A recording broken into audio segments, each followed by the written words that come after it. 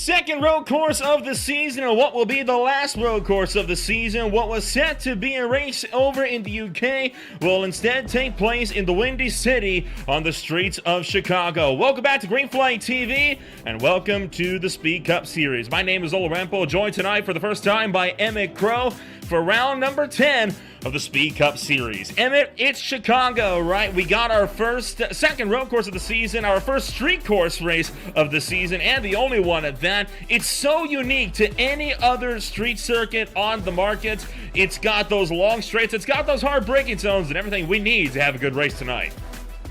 Yes, definitely, and thanks for having me on here. I want to thank you, by the way. We think about SVG, you know, the first time Shane Van Gisbergen got his first career win here, and then Alex Bowman with the unbelievable Hail Mary he pulled to win here. But I tell you, I was sitting there on Michigan Avenue enjoying a nice Chicago dog before we hopped up in here, and I'm ready to get this race started for sure. It's going to be a fantastic race this afternoon. Of course, round number 10. We are starting to run out of time in the regular series season. This is the first of three races that are left.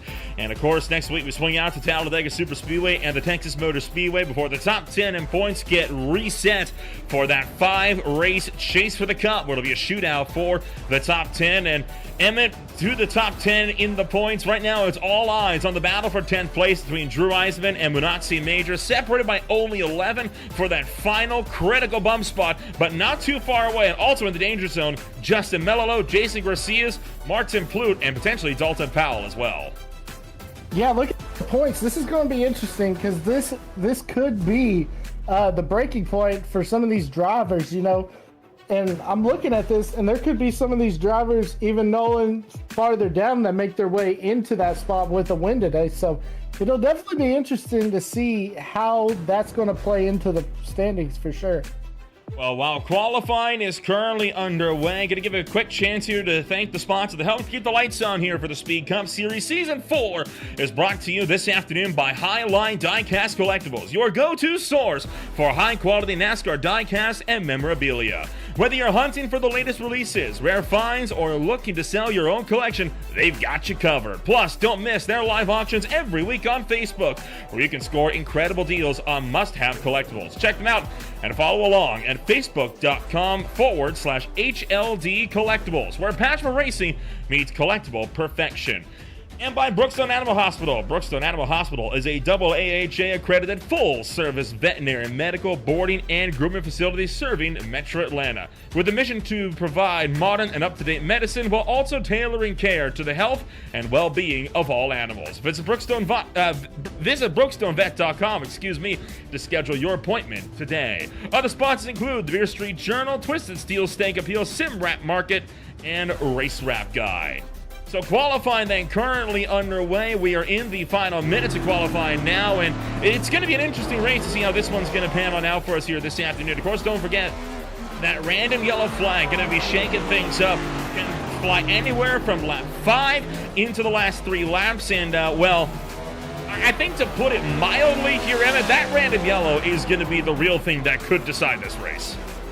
That's definitely going to be the thing, Nolan, that decides this race, and it's going to be very interesting. Also, we think about strategy, you know, how's that going to play into it? And the good thing is, though, I do see that we've got clear skies, so we don't have to worry about rain like they do in the real race. So no worried about putting the rain tires on, but I'm excited to get this race underway for sure. You're telling me you wouldn't want to see some wet weather cars ripping around here? I mean, that would be awesome. I would love that, but we don't have rain tires on these cars yet. With all that said and done, we got ourselves wrapped on up here, so we are going to get the chance now to take a run down and show you how this field's going to line on up as it's 27 cars gridded on up, and we are ready to rumble from the Windy City. Starting on pole position this afternoon is Kevin Desnoyers alongside Philip Scott. Ethan Amberg brings it up in number 3, half a second off the mark with Kyle Holden back and forth. Drew Reisman then sits at the number 5 spot for Isentech Enterprises alongside Vincent Motorsports' Ryan Shelton. Justin Mello and Cosman Inoshi will be in 7th and 8th, with row 5 headed up by Dalton Powell and Christopher Darling. Yeah, and row 6 is going to be Martin Clute lining up next to Nicholas Coate on the outside. Row 7 is going to be Joey Barrett lining up next to Stan Hausman on the outside. Row 8 is going to be Munatsi Major lining up next to Ben Mashburn on the outside. Row 9 is going to be Scott Leonard lining up next to Arabia Clayton the third on the outside. Row 9 is going to be, did I say row 9 right? Now that'd be row 10 at that point for 19 and 20. Row 10, yeah, row 10, my bad. Row 10 is going to be Terrell Wheeler lining up next to Jeremiah Vincent on the outside. Row 11 is going to be Garrett Austin lining up next to Mark McFadden on the outside. Row 12 is going to be Jason Shue lining up next to Ryan Newman on the outside. Row 13 is going to be Tim Branson lining up next to Corey Hutchinson. And rounding out the field is going to be Charles Zimmer. Bottom 8 cars not opted to put down qualifying laps, or were not successful in putting down qualifying laps. The walls are never far away, and we saw a few drivers having those issues early on in their qualifying hits. Just waiting on Stan Hausman and Jason Shue before we'll get this race underway. I think to say that Kevin Desnoyers is the favorite to win this one is a bit of an understatement, considering he was 4/10 up on just second place in qualifying. Yeah, it's going to be interesting for sure looking at this, and scoring's going crazy. You know how SDK likes to go haywire sometimes. But I think Kevin Desnoyers or Philip Scott or Ethan Amberg could possibly take home this one tonight. Well, the field is going to get set to work their way up and around this afternoon for racing action. It's going to be a good race. I think we're kind of all expecting this, right? This race, it's set to be an exciting one. 45 laps ready to take place, and what do you reckon? Let's assume for humor me for a second, that the 73 doesn't have a good night. It could be a close fight between Scott and Amberg. They were separated by, a 10th and a half on the qualifying sheets. And the fight for second on back is going to be an interesting one, at least. Stan Hausman, by the way, started his race from pit road, and Jason Shue failed to make the call. Yeah, it'll definitely be interesting for sure. Nolan, if Kevin Desnoyers does not have a good run, that's a good point. Philip Scott, Ethan Amberg, or even Kyle Holden or Ryan Shelton could sneak up there and take home this win for sure.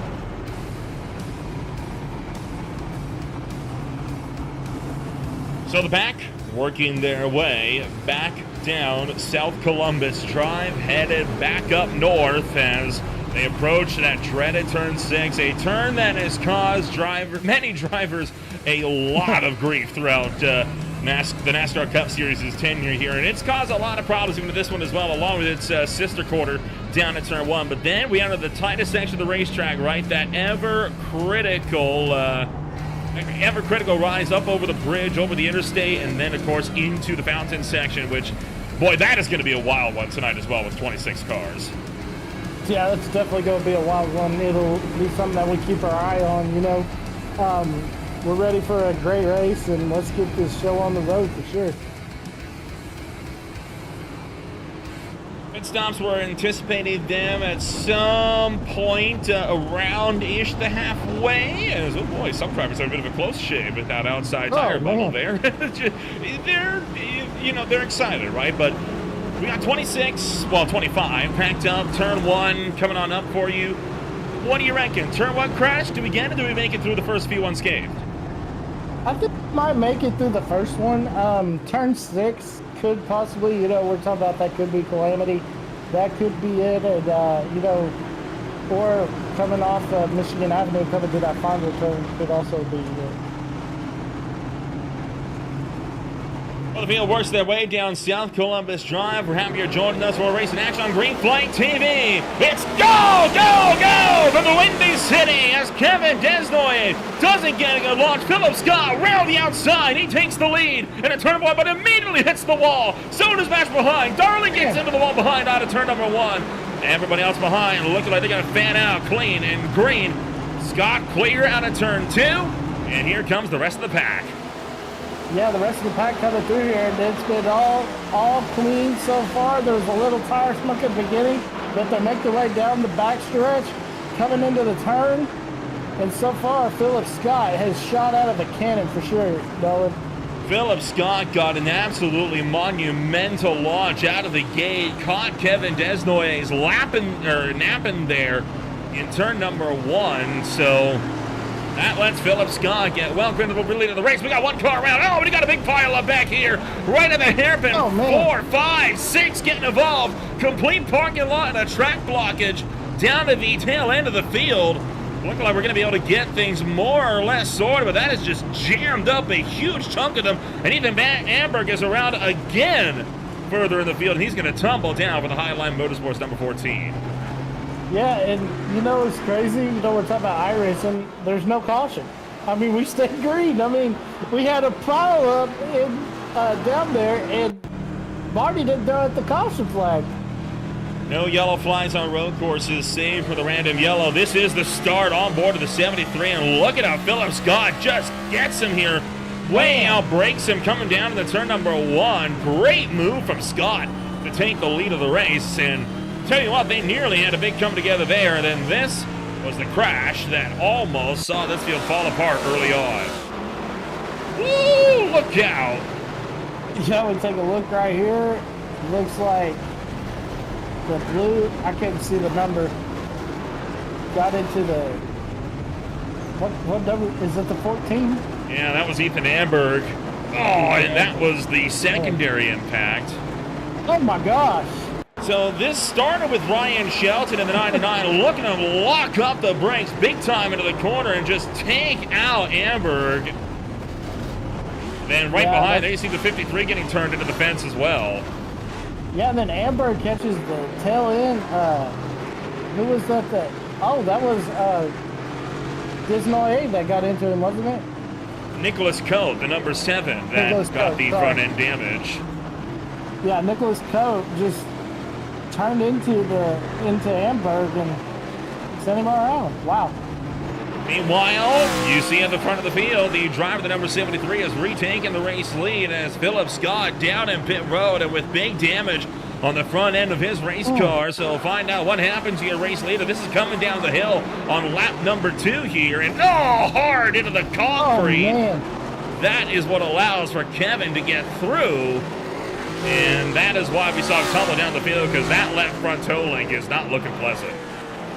Yeah, it's not looking pleasant at all. That was a hard lick right there. Glad to see Kevin's all right, but that car is not all right, as he's going to have spend up quite a bit of time on pit road. But tough break, Nolan, for Philip Scott, who had the move of the race so far, and to see him have a tough break like that is horribly tragic.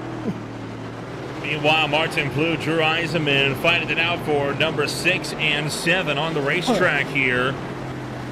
So the battle for 6th very much on, while the rest of the field is really kind of separated out pretty big in the midst of all of the carnage that we've seen in the opening 2 laps of this race.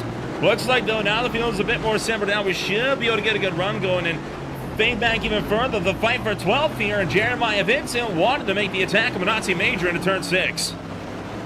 Yeah, here comes Minazzi.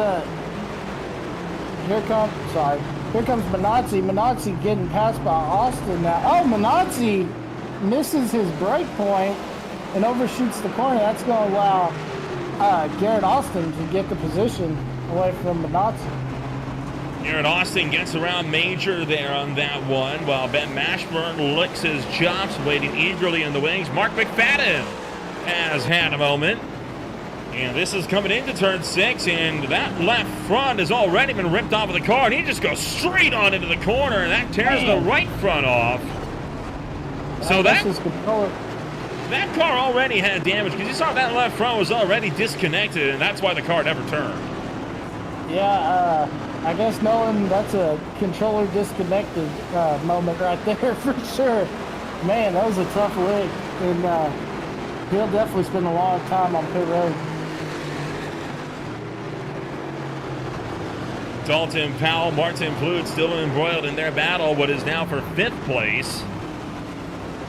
So they will continue to duke it out for the last spot inside the top 5. Drew Eisman sits at the number 77. A couple wins on the boards for Drew, as Pluth and Powell will still remain locked bumper to bumper through turn 6 over the hill and down to 7. Yeah, through the hill, down into 7, now coming in to return, and they just get through here. He's able to pull away and get a good corner exit for sure. Oh, and around goes Martin Pluth. He's going to bend it into the fence. So the Twisted Steel Steak Appeal Midnight Run number 81 Camry finds himself now facing the wrong direction. Dangerous place to be stopped. He's going to get the car turn back around with a bit of a flick spin. Get that machine back rolling, but tough break from Martin Pluth, and this just comes as a result of a self-spin, and say what, he was lucky that he didn't have a harder hit there. Yeah, he was definitely lucky. Kept it semi off the wall, just kissed it, but all in all, it doesn't look like there's much damage on that car, so he'll be able to continue for sure. Jason Shue looked like he tried to get to pit road, missed it, and decided to just pull it to the side. Meanwhile, Corey Hutchinson again, left front, disconnected off of that wheel, off of that axle, and he also goes straight onto this exit, couldn't turn. I'm willing to bet those broken left fronts, that's coming from the turn 4-5 complex down East Roosevelt Road, where it really narrows up. It's very easy to overshoot that section of the racetrack. Yeah, definitely very easy to overshoot that section of the racetrack, and you know that's what, if I'm a driver, that's what I'm working on in practice, you know, or turn 6. But yeah, tough break for those guys for sure. On board with Pluth, and Zine tries to chase after the driver, the number 29, Joey Barrett for Vincent Motorsports, just up the road from him. And this is swinging us back down into the fountain section at the East Congress Plaza. That's where I spun out last lap. Yeah, definitely spun out coming down the straightaway of all things, but yeah, he got through it this time, Nolan, unscathed so far. Joey Barrett recognizes Pluth's faster, pulls aside, lets him through. So Joey Barrett playing the safe game this afternoon, not willing to really put in the big risks on trying to fight that one out. I can respect it, right? He recognizes it's not his run. Whoa, boy. What's going on here? Whoa. We're looking for 3 wide down Shoreline Drive here. What the heck is going on here? Drew Eisenman, Cosman Inoshu, and Dalton Powell having a bit of a tiff.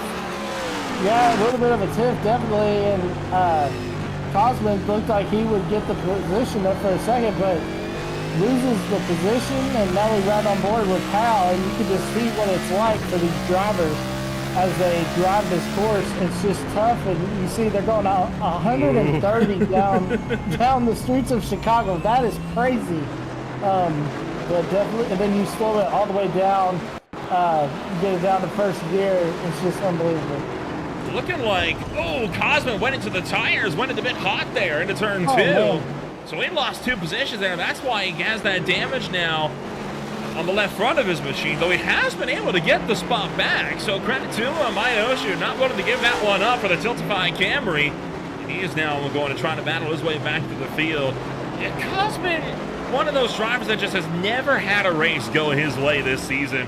Not for lack of trying. He's got race-winning pace, but he just needs to get some luck to finally go his way.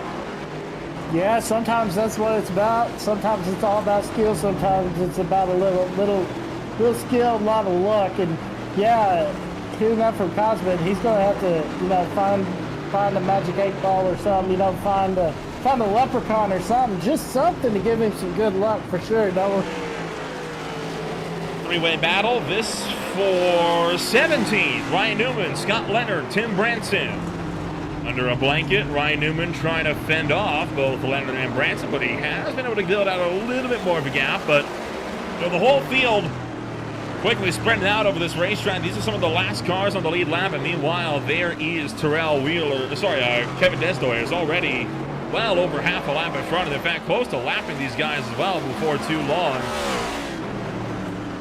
And looking like Cosman might be under fire from Season 1 champion Christopher Darling here before long. Yeah, it looks like Darling is really catching up to the back of Cosman, and he's trying to get around him as we ride on board with him. You see he's trying to get up to that back bumper and try to probably get him a little short track. I know y'all went to Bristol last week and, all about the bump and run, and it looks like that's what he's trying to do to Cosman right here as he goes into the turn trying to make the move. This from the tail end of I Know Shoe. Ooh, made a little look there into the final corner. I think he's harassing the mirrors. He's trying to force him into a mistake. Yeah, trying to get him the mirror drop for sure.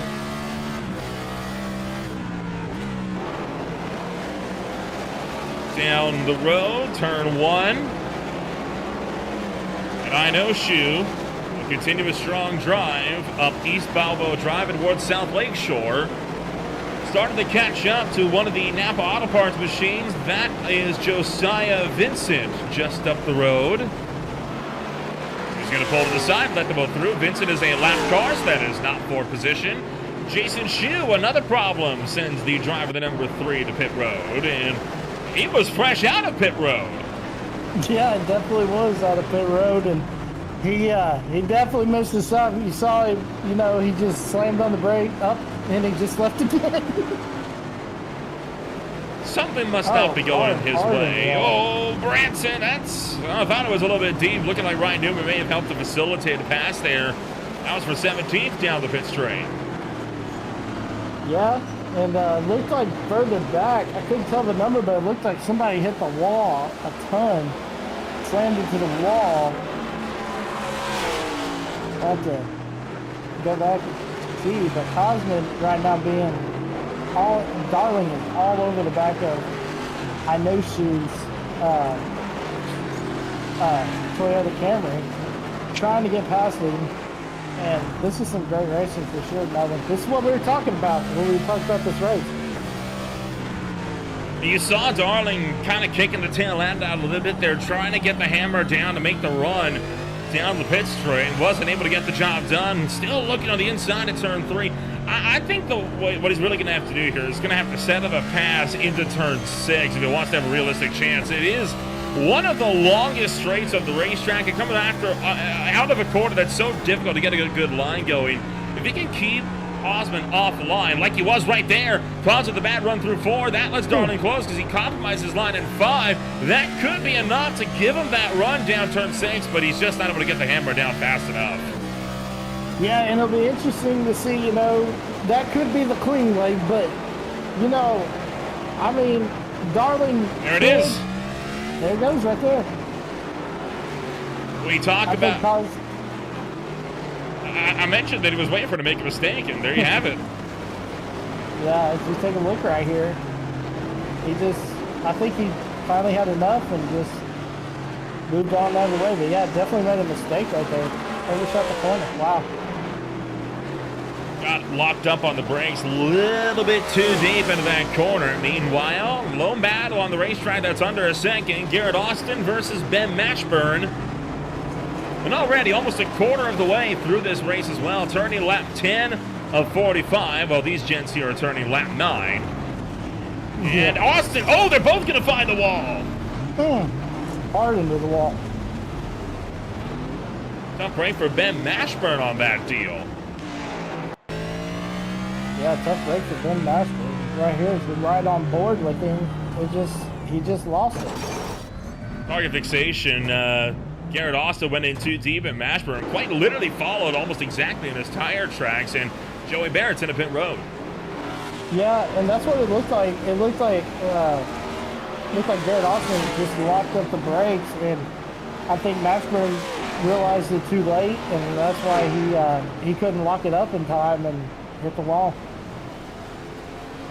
Look at all that damage on the left front of Barrett's car as he is forced to readjust a couple times just to get into his stall. Not ideal for him. So Joey Barrett's car has seen better days, and, well, Yeah, but Desnoyers continues to lead the way, now 7 seconds clear of second place, 24 clear of third place runner, current points leader Ryan Shelton. Shelton doesn't really need to worry all that much. He's pretty safe coming up towards the chase. I don't think mathematically locked in yet, but he certainly isn't far off from it. Yeah, and definitely if he has a good run for sure today, that'll also help build on that. These guys go, they go off the street course and go to Texas, and that'll definitely help him not have to, win or in your own situation for sure. It's quite a wild swing that we have from week to week to week here at the moment. I mean, we talked a little bit about the races that we had coming on up, but I mean, we just came out from Bristol Motor Speedway last week, as you pointed out. We are at a street course today. Next week, it's a super speedway. I mean, could you get a more polarizing set of racetracks 3 weeks in a row? Definitely, it makes for good TV, though, for sure, for the fans. I'm not complaining.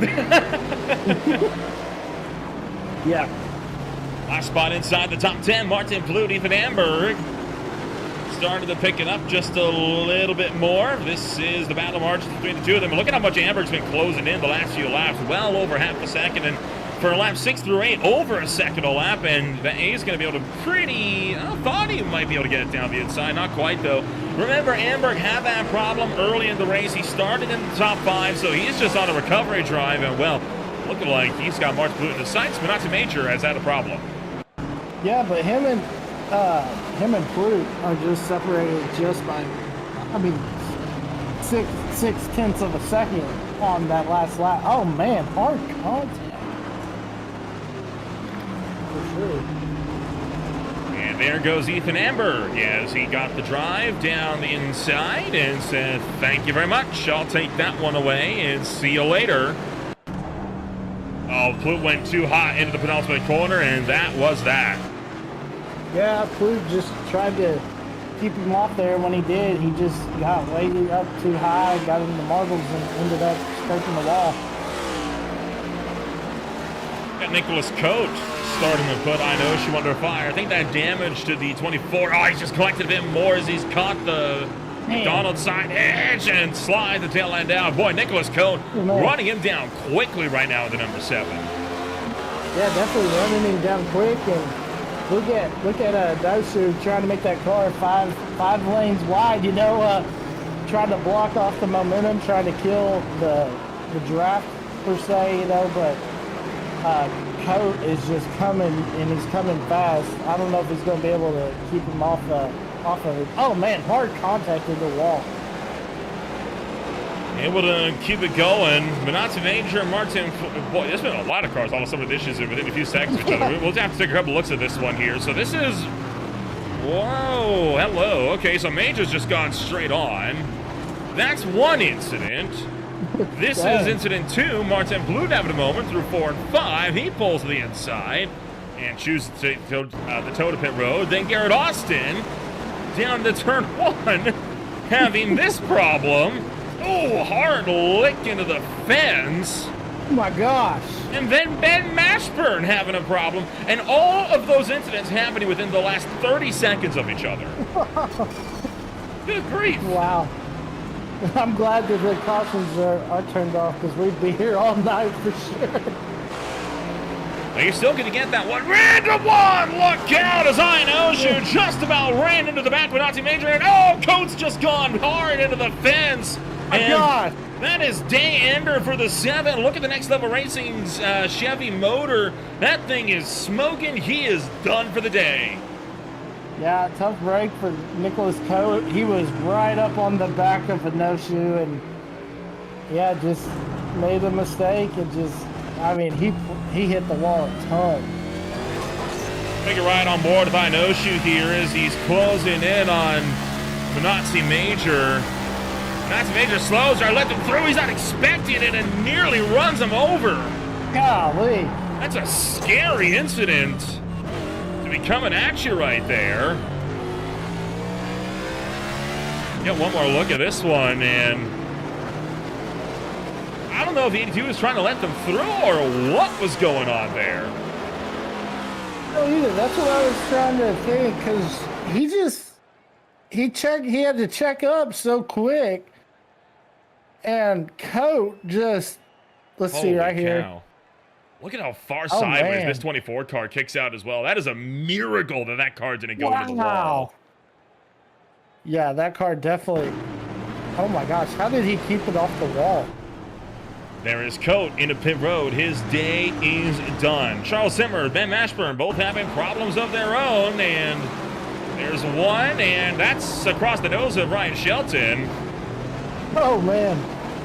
Spins the 42 around, and then Ben Mashburn has been forced to take to pit road after he has gone in deep into turn 4 and slammed into the fence. Golly. Just missed the turn. Oh, well, I think now then the excitement is done for a little while. Dalton Powell has got Chris Vidarli under fire, and about 10 seconds behind them is Ionoshu and Amberg also in a battle. Yeah, great battles going on all over the track. Right here, you see he's right up on the back bumper trying to make the move. Christopher Darling trying to get past Powell. And I think Powell might recognize that and move out of the way because, I mean, Darling's faster than him on the straights especially. Well, you never know. They are racers. Right. Yeah, there you go. Bit of a bumper given there. Christopher Darling saying, hey, do you mind? Dalton Powell says, I do. You know what? I do mind. Yeah, definitely. Like I said, these boys are still racing like they were at Bristol. Going to give him a little boost scoop boogie if he gets up on that back bumper again. Coming around through 4 and back down the straight for 5 and 6. Back down East Shoreline, or is that Lake Shore? It's neither. It's South Columbus, and another hit to the shorts. Boy, Darling wants to go. he's like, he's ran out of patience. He's like, all right, it's time to either move you or do something, because he knows he's faster, and it's really holding him up if he wants a chance to try to catch up to these leaders for sure. Now, this is going to get interesting here because the 2 cars in front of this battle are both a lap down. That is Charles Simmer and the 19 of Scott Leonard. So they're both going to be on the back foot here as they try to get their way through. They're going to pick off Simmer with relative ease. I'd imagine they would get around 19 pretty easily here as well. Darling, though, makes the move 3 wide down the front straightaway. Scott Leonard's not making this easy either, but, oh boy, that might... What are we doing here? And oh, that was a beautiful switchback for Powell there. Yeah, definitely beautiful, but Darling almost he had to get out of it because who was that? Simmer locked up the brakes in front of him, and we almost had a big incident. Number whatever we were on now, I lost count. Darling able to fend off Dalton Powell as Powell trying to get back to him. I think Powell is not fond of how he was overtaken, how he was raced there, and he's looking to maybe repay the favor here. Darling's used the chrome horn a few times throughout his Speed Cup Series career. He's shown he's not afraid to go elbows out if the situation calls for it, and he could be under some fire here pretty soon if Powell can get back to him. Yeah, definitely under fire, and you know, he's trying to defend, but he's trying to see if he can catch up to these leaders. And yeah, Powell's definitely hunting him down, you know, like a tiger hunting down his prey. He's waiting to pounce, find the right time to get that position for sure. Looking like he's going to be able to hang on, at least for now, because he's managed to work out a 0.6 of a second gap, make that now 9. It is steadily growing. So I think Darling's going to take off for now, and this is going to be a battle that we will have to revisit further on down the line. Further down the pack, Ethan Amberg now 2 seconds clear of Cosmin Ionoshu. Sit rep on the field. We are down to just 9 cars on the lead lap, but we are not even at the halfway point, and from the 27, sorry, that have in total made laps this afternoon, I believe we are down to only about 20 of them on the racetrack overall, and I have just heard Barrett clatter the wall again. Yeah, it looks like Barrett just... What's that? Who's that on his car? I forget what the movie's called. It's, oh boy. I'll have to remember it again. I remember what the movie is. I know what the movie is. I just can't get it on the tip of my tongue here. On the spot, huh? Team America, World Police. That's what it is. The 2004 puppetry film. Okay, yes. You remember that? Yes. America, yeah. Yeah. Yep, that's the one. The one where Alec Baldwin is the head of the terrorist group. Christopher Darling and Dalton Powell still remain 1.3, 1.4. So this fight for fifth and sixth, still the closest one of the racetrack, but it is starting to kind of grow out a little bit more. 11 seconds, just about 12 up the road is Tim Branson. So Darling's about to find himself in quite a bit of no man's land here. Tim Branson, remember to indicate when changing lanes, my friend, as yeah. Bit of a close call there with Dalton Powell, and that will allow for Darling to extend his lead back out to 1.4. Wow. Yeah, I just want to say that Destinoy, that dude is on a Sunday drive for sure. I mean, there is nobody around him. Oh, absolutely. I mean, Kevin has absolutely killed it this afternoon. He is just on a tear. He is way out in front. And, the driver that number 73, he comes in a little bit late to the season, but he still has had a pretty good run. Took his first win of the season at Darlington 2 weeks ago in what was a pretty wild race, all things considered. So already one win in just his 3 starts, and on his 4th, he might look to take a second one. His other finishes include a second-place finish at Bristol last week, 15th back at Vegas, and he's just collected Nick Cotilla in the driver, the number 53. Yeah, it looks like he got... I think what happened, Cotilla checked up in front of him, and he didn't know he was going to lift. And just a Mello, sorry. Yeah, sorry, I got the wrong car. Sorry to throw you off like that. Hey, this is my first street race, so this has been very interesting. It's been very cool for sure. Jeremiah Vincent, into the wall, and oh man, kind of took a little bit to get off the wall there. Looks like that car might have... Yeah, there's something off with the toe angle on that car, so he is struggling with that race car. And Terrell Wheeler has had an issue as well. Yeah, we see right here, Terrell Wheeler going to the turn. Oh, just locked it up, missed the turn once again, Nolan. Easy mistake. Luckily didn't hit anything. And I would expect to see this Snapper Auto Parts number 8 in a pit road this time, because you can see the front end of that wheel. Yeah, you're not supposed to be able to have the wheels at that angle when you're going straight. Oh, and that's going to be awkward, and luckily finds a gap to get down to pit road. Yeah, I think about, like when your car, like when you don't have no power steering fluid, and you got to really turn that sucker in there, Yeah. That's got to be what it's like for sure. It's got to be a pain.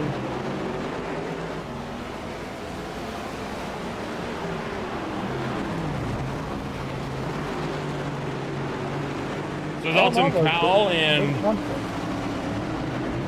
Ethan Amberg's caught up to Powell pretty convincingly over the last little while. That's some smoke. I see a little. I think there's a little side by side beating them down in, but not much. I couldn't tell who it was really. Man, he just drove around me. Yeah, you saw Dalton Powell pull offline and deliberately lift out to give him the spot. So I think, like a lot of drivers right now, Dalton is playing the survival game. He just wants to get to the end of this race, man. He does not want to take any unnecessary risks. He's like, you know what? I'm on the lead lap. I'm in the top 10. That's enough for me. Let's just bring it home. Yeah, definitely. How about 10th? The last battle for spots. Charles Simmer and Tim Branson, plus 17 and plus 14 on the day, respectively, both these two drivers. And they've got your race leader right behind them, who is going to go up the middle as they both kind of awkwardly pull to the side. And well then, Tim Branson sneaks in a cheeky little overtake there to boot. Yeah, sneaks in a little overtake and takes position in the meanwhile. When those, yeah, they were side by side. Wow. Oh, here we go. Pit stop's underway. And this is the first scheduled green flag stop of the afternoon as well. This comes in 4 or 5 laps shy of the halfway mark of this race. So a bit earlier than I was expecting, to be honest. Yeah, definitely. That is Christopher Darling, your Season 1 champion. Going to take all 4s, it looks like, and then get back out there on the racetrack. So this should drop him, I'd imagine, maybe to 9th at worst. Maybe. Should. Yeah, 9th. And now second place runner Kyle Holden comes in. Haven't talked about Holden much this afternoon. Started 4th, and now we see the driver, the number 59, now in a pit road for his first stop of the afternoon. An awkward pit road with that wall kind of jutting out there, isn't it? Yeah. Disrupting the line. Yeah, definitely disrupted the line, for sure. That's a great shot of the skyline in the background, though. That one's even better. Yeah, that's even better. Yeah. I think about when they show the fountain. I think about on Married with Children, you know, the game when they used to show the fountain.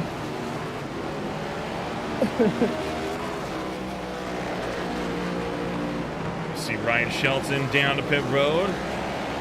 Not a lot of cars without a lot of damage, and I think even your race leader's got a couple of battle scars, or does he? I don't think he does. I think the car's clean still. You know, I think he doesn't, but he has been in a couple battles. That looks a little. Oh, never mind. That was the other car. Yeah. The yellow's throwing me off, but yeah, it looks like that car's got free. Skate free. So this is the shot up pit road, and you can see a lot of cars starting to come in. Tim Branson, Kevin Desnoyers are in. You just saw Ryan Shelton and Ethan Amberg now leaving pit road. Tim Branson is in this time, so we are right at the halfway point in this one, and well, it doesn't look like we're going to be having that yellow flag anytime soon, though. The bot does like to throw the caution late. I remember that when they first really introduced this at the Circuit Gilles Villeneuve last season, the yellow came out and actually forced overtime because of how late it came out. It was a pretty wild scene. Yeah. Oh, y'all ran at Montreal last year? That's awesome. You sure did. I hear NASCAR is getting set to hopefully make a return there. Yeah, that's what me and you were talking about before we came on the air. I hear there's some mumbles about that, but I also heard Dodge might be coming back as well to NASCAR. I would not complain to see Dodge back. Give me the Chargers. I love that. I think they're going to do the trucks first, and then they're going to go from the trucks and then go Xfinity and Impact. Maybe a Dakota then? Probably a Ram.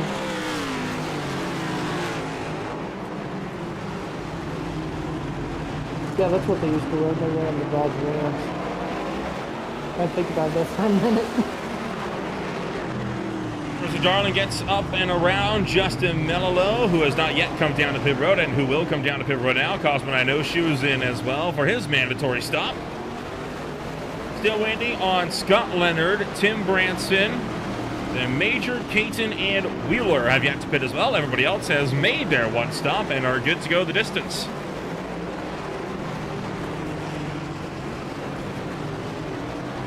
Yeah, our leader, got on pit road. Got off pit road. Nobody was close to him as we see Cosmo Shuma leaving his pit. Charles Simmer. Take a look at that. The left rear fender flapping around to that car, rubbing up against the tire. The tire isn't locked. So, oh no, somebody has just gone pretty big into the wall, and that's the race leader! That's Kevin Desnoyers that's just caught the wall. Oh dear. It was the broadcaster's curse, Nolan. We said he hadn't had any incidents, and then look at what happened. That was Charles Simmers going, just tanked that car into the fence, and then this was Desnoyers coming down the stretch. That's through 3 here, coming up to 4. Car's clean here. Oh, just slid the tail end out on cold tires and pancaked the wall. Man. Now, the good news, he hit it straight, right? The car hit straight, and I think that mitigated a lot of damage. I think so too, and the good thing also is there's nobody near him. I mean, Holden's still 22 seconds back, so, you know, little venture, a lot gained, you know, no damage. I mean, a little bit of damage, but nothing really hurt that car, for sure. Yeah, considering, you know, like you say, 22 seconds to work with. He had nearly 30 before that pit stop window. That's a huge buffer zone that he can work with over the next 20 laps. So he's not in dire need to get it fixed up. So this is going to be... Well, this is going to be an interesting one to see how the rest of this race pulls out. A lot more careful through that corner this time by, especially since he is getting around some lap traffic as well. Yeah, definitely. He's definitely navigating this lap traffic a lot more cautiously than he was definitely before. I think he put it on cruise control for sure. Out for third as well, picking up. Drew Eisenman has got Ryan Shelton hounding the back bumper. So the fight for the last podium position, just over a minute behind your leader, is picking up as well. This could get interesting here because these are two drivers that have they've had their coming togethers on the racetrack before. Really? So yeah, that if they got history with them too, you know. Who was the last one to get who? Well, not that type of history. They've just had a lot of, you know, fights for big spots, fights for wins. Gotcha. Both drivers do like to race clean. So I'm not expecting anything foul play here, but it'll be an aggressive battle. Really? Because that makes good for good entertainment. But yeah. Kept it out of him. Yeah, great racing though. Between these two, all over the track, there's been some great racing. You know, we've seen calamity happen, but you know, we've seen a lot of great racing, a lot of good side-by-side battles for sure. On board with Ryan Shelton as he tries to chase after the Eisentank Enterprises number 77 of Drew Eisenman. Fight for third, still on. You can hear how much work Shelton's trying to put in to run him down.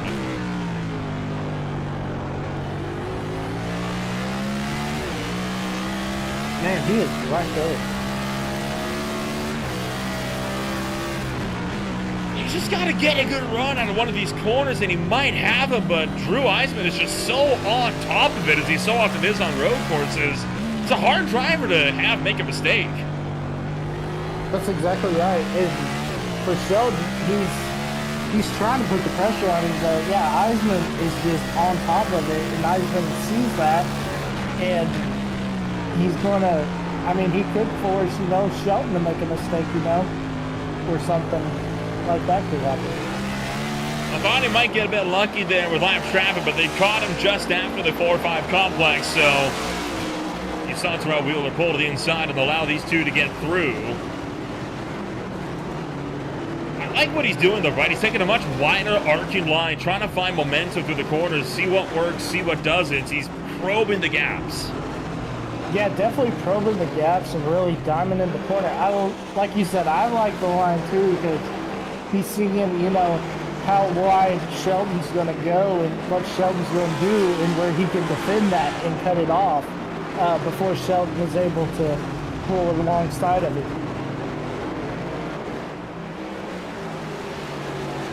Man, he's right there, though. No kidding. You saw Tim Branson pull to one side and allow them through. Scott Leonard is into pit road. Over there, about to pass them by and lap him as well. As they are on pit road. He is closer this time through turn 1. Oh, locked on for Drew Eisman. There's the mistake that Ryan Shelton into, and he is through. Shot out of a cannon. That's what he was waiting on, Nolan, and that's why he backed off. He knew Eisman was going to make a mistake. It was just a matter of when. And, you know, I'm seeing all of these rotors glowing. Nolan, are we going to have to talk about brake problems, possibly? I doubt it. It's not something IRC's really known for, and I say that just as Vincent locks up the brakes and goes in hot, but it is definitely possible to overheat the brakes and and maybe not overheat the brakes, but definitely overheat the tires is a possibility. There you see Terrell Wheeler going into the wall, same thing. Scott Leonard, I think this was not an incident, this is just him slowing up to allow the pack of cars through the pit road. Yeah, that's exactly what that was. So he was doing that on purpose just to let this group through. And if this Minotzi Major, same deal, letting the car through. Oh boy, well, there's smoke, and okay, well now Terrell Wheeler has had a problem. You know, you were just saying, do we have to talk about brake problems? I said, no, I mean, tires maybe, but brakes not. And look at that, we've now had 3 brake lockups, quite literally back to back to back. Well, it's funny also, we were talking about, you know, Kevin Desnoyers hasn't had any trouble. And then right after that, you know, he had that hard contact on the driver's side of the car.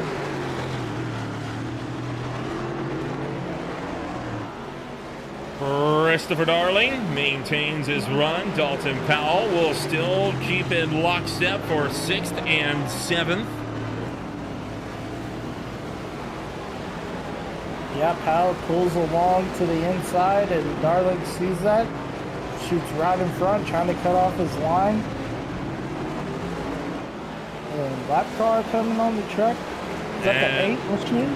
That's Arabia Caton. Arabia Caton. Oh, and Kevin's just caught the wall again. You saw right there the tail or bottom of the screen, and that's only going to exacerbate an already wounded left front. Yeah, for sure. This creature was probably, you know, praying that this race gets over without having a tire problem.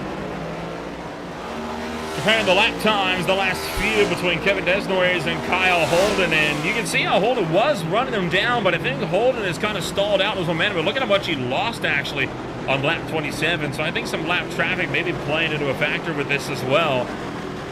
But it's not a gap that Holden is running down nearly quick enough if he wants to catch Kevin by race's end. I mean, we're talking over a second a lap regularly. I was about to say, looking at the lap times there, Nolan, I mean, they're about a 10th off, which is crazy because you got Kevin running a minute 29.83, and you got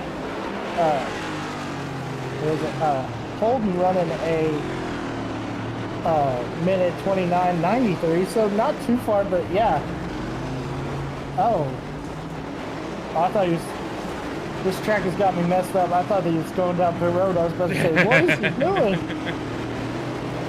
We never know. If he keeps taking many more hits, he might be forced down pit road. But still got a long way to go, and we'll give another shout out to some of the other folks that will get the lights on here. Season 4 of the Speed Cup Series being brought to you this afternoon by Beer Street Journal, one of the largest online collections of original content dedicated to covering beer culture, education, and advancement of the beer industry. With thousands of articles, millions of unique visitors and exposure in over 200 countries, Beer Street Journal is paving the way to enabling category growth, engaging a broader consumer base, and promoting better tasting beer for years to come. BeerStreetJournal.com, the best in beer.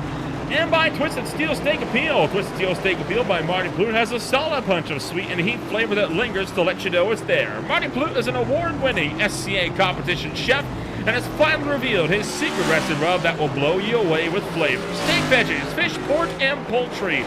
Twisted Steel Steak Appeal is a rub above the rest. Other sponsors include Sim Wrap Market, Race Wrap Guide, Brooks and Animal Hospital, and last but certainly not least, by Highline Diecast Collectibles, where passion for racing meets quality perfection. Coming on 15 laps to go. We're going to take ourselves a quick step back on Green Flag TV. We'll go side by side. You won't miss a moment. We'll be back in a moment.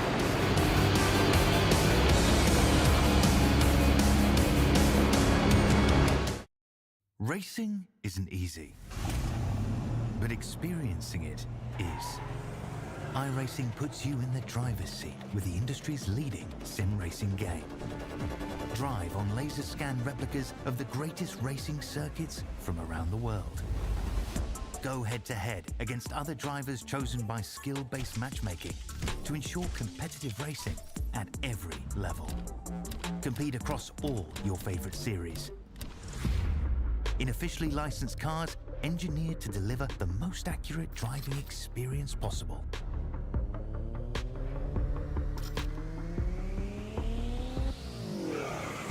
Join a race or host your own with players from across the globe.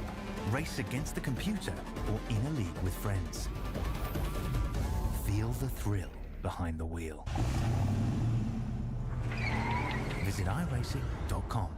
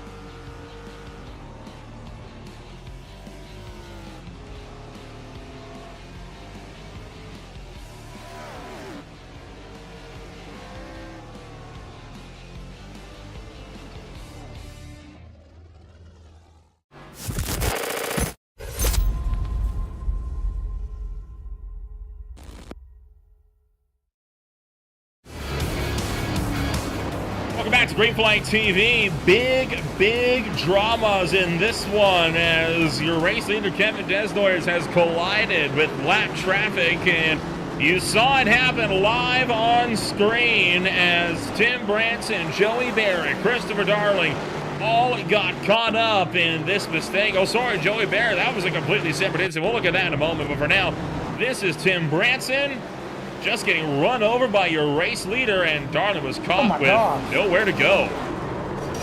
Yeah, nowhere to go for sure. I hate to see that from Darling. Oh, man, he got it. Golly. Just nicked Dalton Powell, and then along comes your second place runner, Kyle Holden. Trying to just get going, sees all the carnage ahead of him, and has to kind of just leave his way on through. Tell you what, though, not an ideal run for several, and that's a big one to have happen at this stage in the race. That could be a race decider here. Yeah, definitely could. Man. Oh, boy. Oh, my God. I want to get a look on board at Ethan Amberg if we can for this, as he was on approach when this crash did not happen directly in front of him. It was Garrett Austin. You saw him on his look through.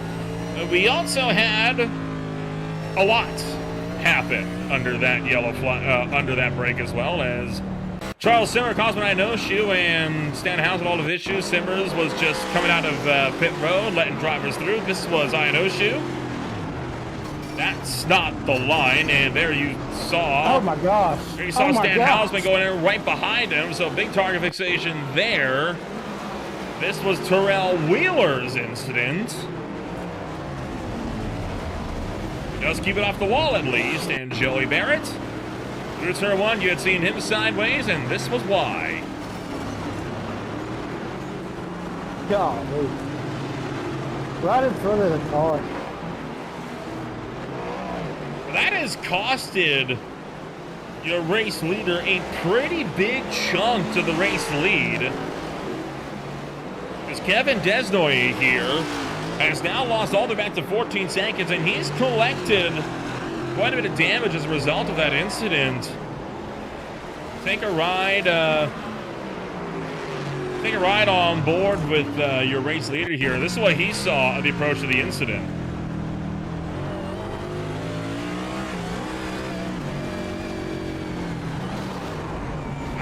Clearly was not ready for the checkup there. Say, I think the 92 lifted and he wasn't ready. Because, I mean, when we saw the first look, it didn't look like that, but seeing it there, I think that was just a racing incident.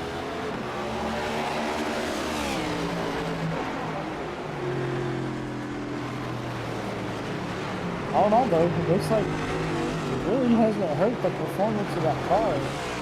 And the hits weren't really hard. He got caught a little damage, but it wasn't as much damage hitting the wall. Right. I think the slowdown came with the fact that he, got really crossed up and had to spend a few seconds getting the ship righted, which he was able to do, but only after losing 6 seconds to Kyle Holden. So you can't afford many more mistakes like that. And keep in mind, we talked about this as well, as if we still don't have a mandatory random yellow that has to be thrown before the end of this race as well. Yeah, all these drivers probably on pins and needles just waiting for that random yellow to come out. If we're going to get one.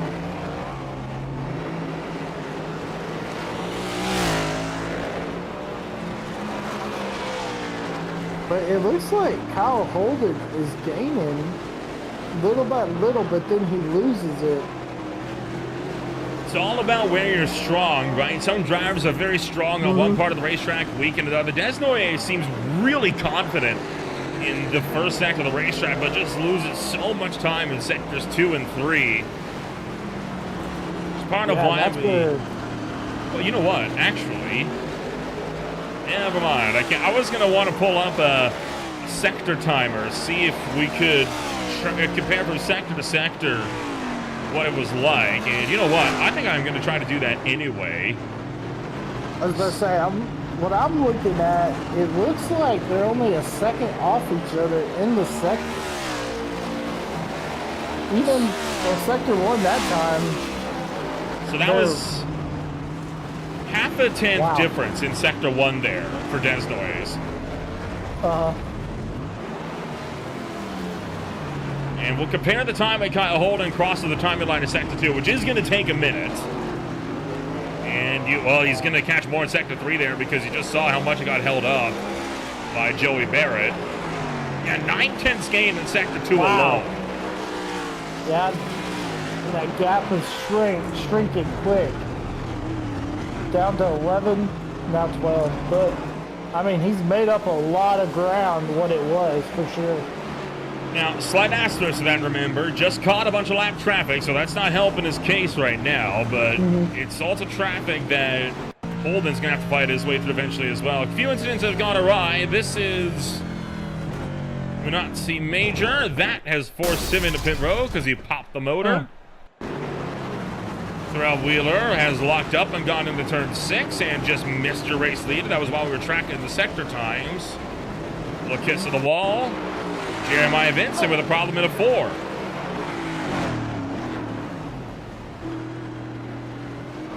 Yeah, Vincent just, man.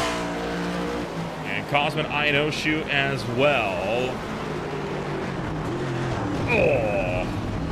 Oh, man. Golly, hard hit into the tires. And oh boy, big news here. Kyle Holden just had to make a splash and go pit stop. 6 seconds in the box. Are they not safe on fuel? That's definitely going to be interesting, and I wish we had a pit reporter to tell us, because that makes for some good racing for sure. But I don't know. That's what I'm wondering, Nolan. You know, they've been running out here, what, 30 laps since that last pit stop? Wow. Yeah. That's interesting. Let's investigate a little bit here, and we'll pull up the stint lengths here. This is for the drivers inside the top 10. They went about 21, 22 laps, right around the halfway. Ryan Newman was able to go to 24, running back in 10th, which does lead me to believe that you could make it. I wonder if Kyle Holden just was a bit too short on the box. I wonder if he thinks that caution's going to come out, and he was just, you know, getting a top off in case we go into overtime. Strange. I mean, maybe.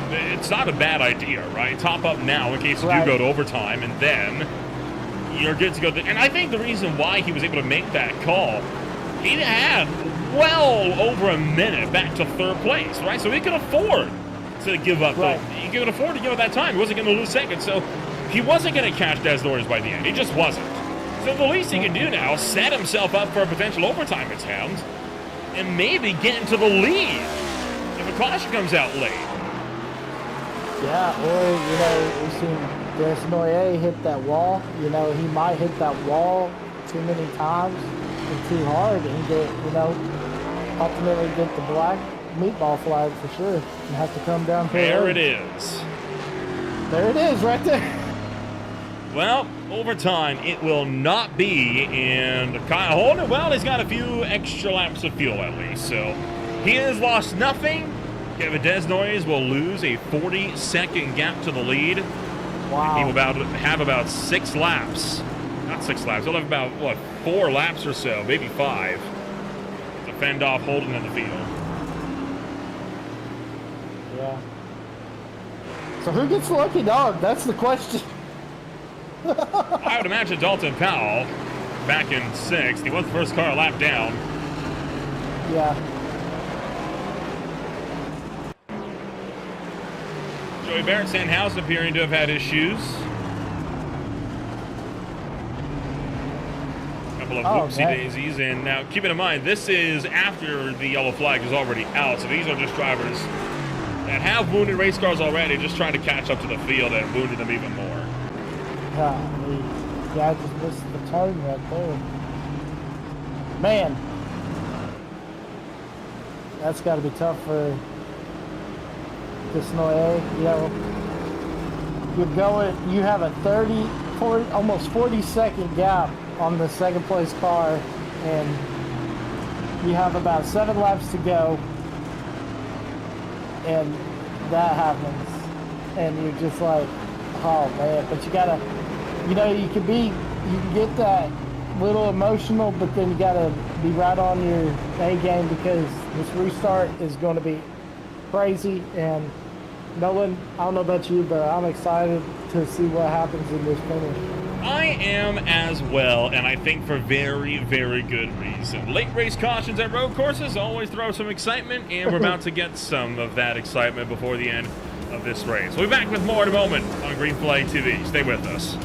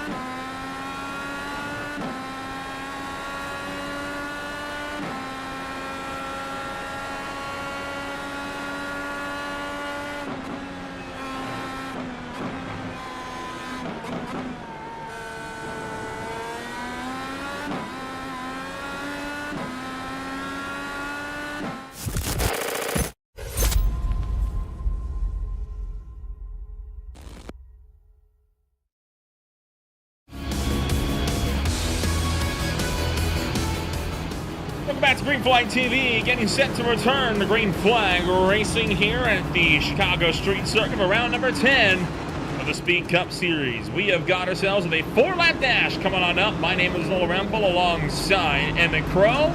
And Emmett, we're stacked up, we're doubled up, and we're not going to go green. We have waved it off to give the rest of the field a bit more of a chance to catch up.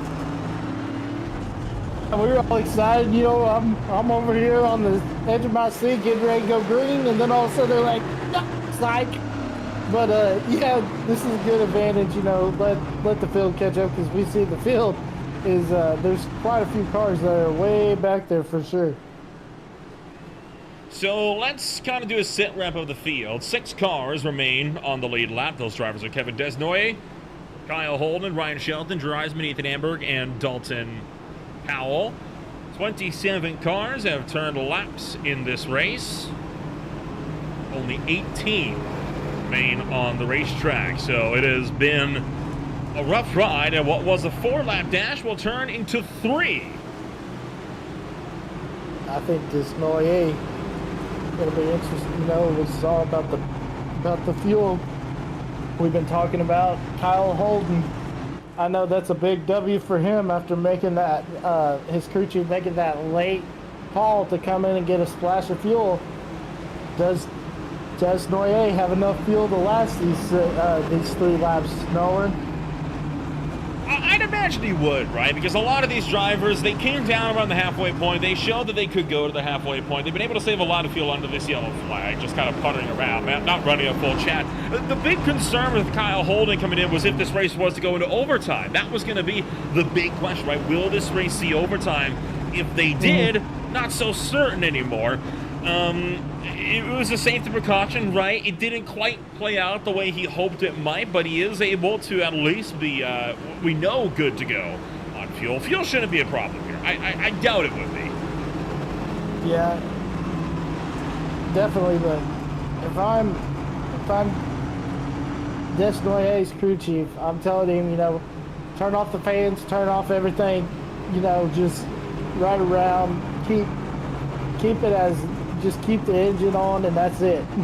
And I know it's gonna be pretty, not too hot, because it's not, you know, the temperatures that we deal with in the summertime here, but it's still 66 degrees out there. So I mean, there's still, you know, the humidity could factor in for sure.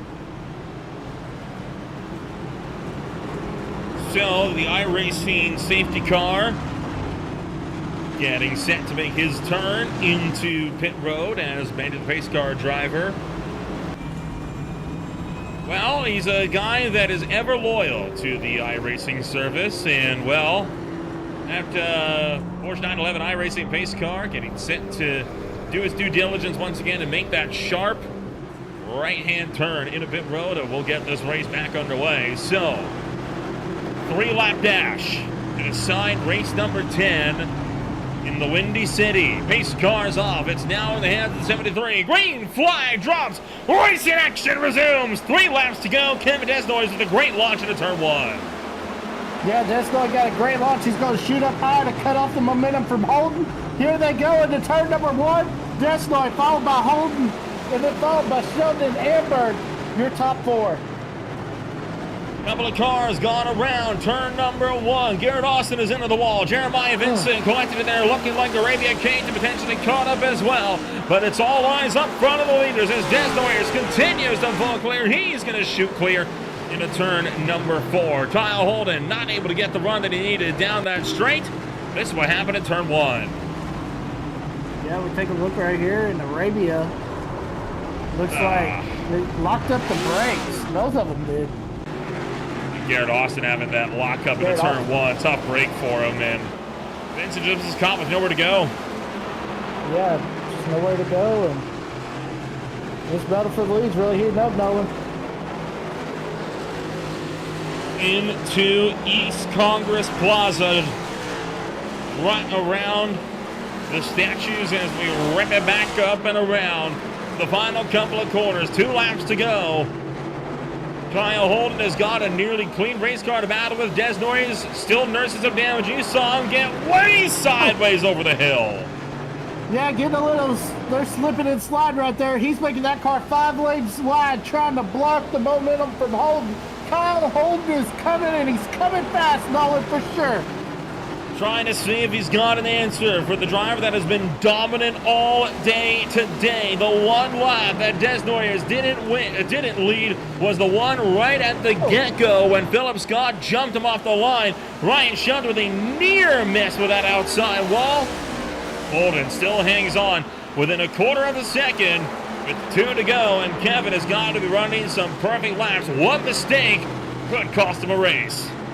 Yeah, definitely could cost him a race, and it could cost Desnoy a race, but I tell you, Desnoy, that last corner, couple quarters ago, saw him lock up the brakes on a little tire smoke, so that allowed Holden to No, take there he right goes into the wall, There he big! goes! Kyle man. Holden sweeps through, takes the lead in this disaster for the dominant driver of the day. Wow. Wow. What a topsy turn of events for sure. Unbelievable. Oh no! On board with Kyle Holden, he had a front row seat. Just locked the rears, pushing too hard. He had that man. corner made. Yeah, he had it made for sure, and yeah, just locked up the rears on it, and he's real lucky he didn't spin it completely out, just got a little bit loose, but yeah, tough break for Desnoy, who dominated the race. Kyle Holden takes the white flag this afternoon. Ryan Shelton now fight and see who will pick up second. Drew Eisman just caught the wall in turn 1. The fight's just for best of the rest as Holden is running away with his new lead. Yeah, Holden continuing to lead, and it looks, was that Desnoy that got loose right there? Tail of the shot sure was. Chance of him going back is out. Charles Simmer has just had a moment. This is down to the turn number 1 again on the final lap of the race, and Simmer went for the inside, takes out Joey Barrett, and Dalton Powell able to slip through the middle. Only a handful of quarters to go. Yeah, only a handful to go. He's got a good lead, got about a 1.5-second lead over Shelton. I think we could say Kyle Holden's going to win this race, Nolan. Unless he makes a mistake of epic proportions, he'll work his way through the second to last corner, makes his way east, down East Jackson Drive, makes the turn back down south, and down South Columbus Drive. Kyle Holden will steal the race win away. Shelton picks up second.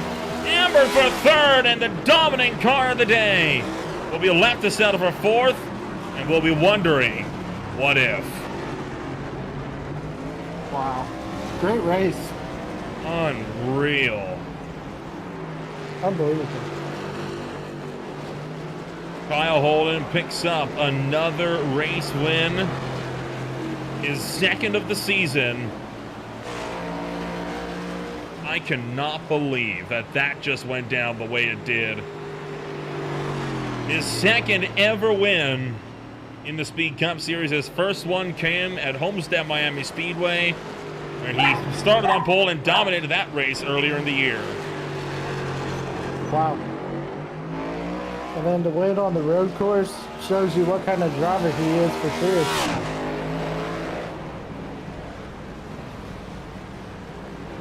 Cannot believe that went down the way it did. That is heartbreaking there for Kevin Desnoyers, and we'll take another look at the incident coming down into turn 6. Watch those back wheels here as he tries to throw the car in. He missed the turn-in point by a little bit, and right there you see the wheels start to lock, and it was over.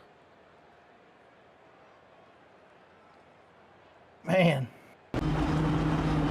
He could afford to make that mistake prior to the caution, could not afford it after.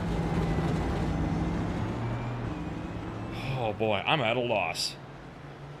This is a long victory lap. It is. Well, such as the way of road courses, right? That's why most drivers tend to find it a turn-off point to do their burnouts. For real. Not many places you can do that at this place, but Kyle Holden will get his chance to burn it down here at the Windy City. Second ever win in the Speed Cup Series, and this one's got to feel good. Yeah, it's going to be. I bet you we're going to have an exciting interview when we get to talk to Mr. Kyle Holden here in a little bit.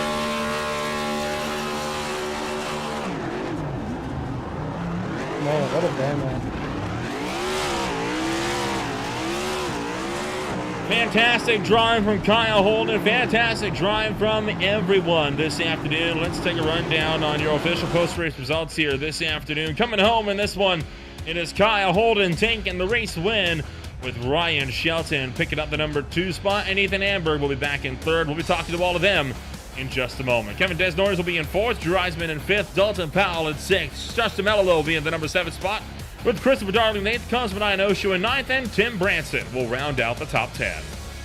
Yeah, and then Ryan Newman in 11th, Scott Leonard in 12th, Jeremiah Vincent in 13th, 14th, Joey Barrett, and Arabia Clayton in 15th, and 16th, Terrell Wheeler, Garrett Austin, and Philip Scott, and Charles Simmer, Munasi Major in 20th, Stan Hausum in 21st, 22nd, Nicholas Coates, 23rd, Ben Mashburn, 24th, Martin Plute, who had a good run at the beginning of this race, 25th, Corey Hutchison, 26th, Mark McFadden, and Jason Shue rounding out your field. Well, all of that will take us to our podium interviews here in this one. A wild turn of events, though, this afternoon for sure, and we'll get a chance to give a chit-chat here to everybody that comes home on the podium. And we'll look to start it off first and foremost with Kyle Holden. If we can track down your race winner for the afternoon. There's the driver of that number 59 car, as we'll get the chance to bring him on down, and it is Kyle Holden taking home a shock race win this afternoon. Kyle, you are going up against the dominant car of the afternoon, and it fell apart. 2 laps to go. Kevin makes a mistake. You sweep home, steal the win from under his nose. How are you feeling? Feeling pretty good. It's my home track. Definitely like this track. I'm pretty good at. Forgot to set my master cylinders, so my brakes felt a little off. We weren't as quick as we could have been, but unfortunately, Kevin, I don't know. And I think he just had a mistake. When he got off the brakes, it just sent him into the wall or something. I had a little bit more fuel there too because I pit, so that might have given me a little bit more traction off the corners than he had. Putting the pressure on him, I think it might have just maybe even just got to him, but feels pretty good to win here. Overall, actually, before we go overall, let's talk about that pit stop there. You were the only one to make a second pit stop under green, I do believe. Were you doing that in the hopes that maybe this race might go to overtime and give you the lead in turn 1? I was doing it because I knew I wasn't going to make it on fuel. I know that for sure. And, they said the stage was going to come out, but I didn't know where. And sometimes maybe if you hit a certain point, it just won't throw it. So I just kind of took the gamble and made sure I had enough fuel to finish the race in case it did not get thrown. Well, overall, second race win of your Speed Cup Series career. And we look forward to how this race has turned out next week. Talladega Superspeedway, overall, talk us through what you're expecting. Expecting a lot of chaos, big pushes. Talladega is pretty wide, so you're going to have a lot of room to make a lot of moves. It's going to be a lot of fun. Hopefully we can put on a show for you. Well, we wish you the best of luck when we go racing next week. Congratulations in the meantime on taking home a solid race win, and we will look to see you when we go racing next week. Appreciate it. A huge drive for one Kyle Holden this afternoon, and that will bring us on down to Ryan Shelton, the driver that comes home number 2 this afternoon, as bring Shelton down into the broadcast booth. Ryan, second place for you this afternoon. You had a pretty big fight with Ethan Amberg going there for a little while. Of course, he dropped back on the final lap, and that gives you a solid second place. Yeah, that was quite a race for sure. I just want to say before I say anything else, I apologize to the entire field for turn 1 or lap 1. I caused a big incident just being stupid and just locked up the tires going into turn 6, and I just caused a track blocker and really screwed up a lot of people's race, including myself. I think had that not happened, I think me, Ethan, and Kyle would have had a really good race there at the very, very end. And I think, going into that restart, I think us three would have had something for Kevin, and then it would have been one of us three. Unfortunately, I took Ethan out, and he had damage, and it caused damage for my car, and I know a lot of other cars yet ended up getting caused up in it. So unfortunately, that was a mistake by me, and it is what it is now. This was not a track that we were expecting to be at the start of the season. It was originally going to be the Knockhill International Raceway across the pond of the UK. You compare that track to what we had this afternoon. Where do you think it would have stood in your mind? Are you happy that we went here, or would you have preferred that we go racing over in Britain? I would have preferred if we would have not driven either of those tracks. I'm not a big fan of Chicago, especially in these cars. It's really hard to find consistency with these cars on this track because of how bumpy it is. So it's constant. Like you can't get into a rhythm because you're always being thrown off your line that you want to be on. And then you lock up tires, even though you've got a bunch of rear brake bias in it. So it's just, I don't know. I'm not a big fan of this track. Knockhill is the size of Darlington, but it has like 12 corners in it. So it's not any better than this. So I'm not a big fan of either track, but you race what's on the schedule and you try to do the best you can.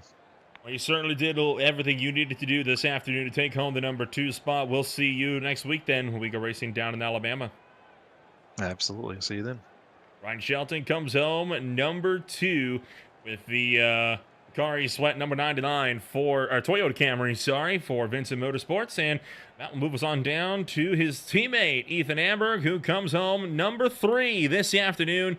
Ethan, the final driver on the podium this afternoon. It looked like it was going to be a battle for 3rd for you. It ended up being a battle for 2nd as Kevin lost the lead on the 2 laps to go, and you had to fend him off with a pretty big fight coming to the stripe there on that last lap. Talk us through it. Yeah, that was a tight one.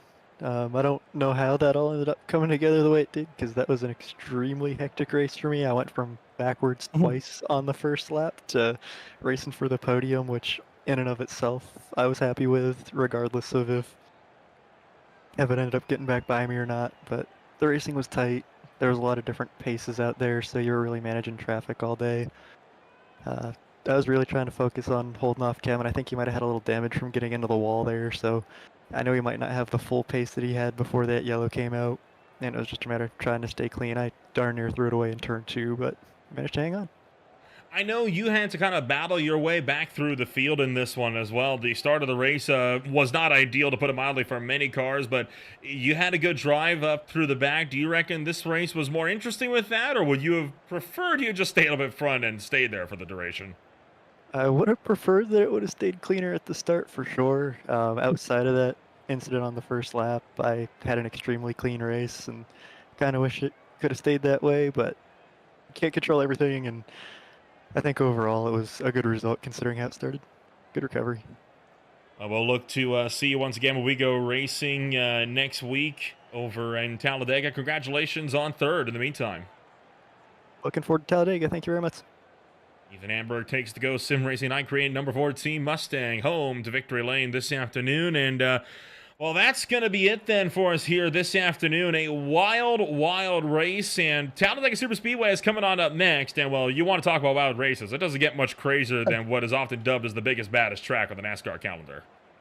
Yeah, definitely. Talladega is going to be a big, big difference from today. You know, we're going to see a lot of pushes, see who works with who, and see who leaves who out to dry. But all in all, at the end, it's all about trying to find that right dance partner. And you may think you got it won in the trial, but you could lose it at the start-finish line for sure. Well, before we get to all of that, we've still got more racing action coming on up on Green Flag TV. As we go racing into the weekend, the SRA NAS Classic ARCA Blitz is back for more of the Daytona International Speedway. That will be coming on up tentatively on Saturday, or it will be re-aired over in the afternoon. Of course, both Sunday leagues are off for Easter weekend. That will see us return to racing action on Tuesday for the Ole Miss Royal Cup Series at Charlotte Motor Speedway. The Beer League takes to Norway as they'll go racing at Rudskogen Motor Center with the ASRL Xfinity Series presented by Purple Haze Autosport out. Mobility Resort Moteg with the High Tide Racing Garden Premier Series also out next Monday to boot. That will take us to the Speed Cup Series when they go racing at Talladega, and that will be taking place over on April 24th, the last race in April for this Thursday Night Cup Series. That's all the time we got for one afternoon. If you want to find out more about who we are, what we can offer you today, check us out at www.greenflagtv.com. My name is Ola Rampo. Tonight, joined for the first time alongside Emmett Crow, and we'll see you all next week when we go racing in Dega.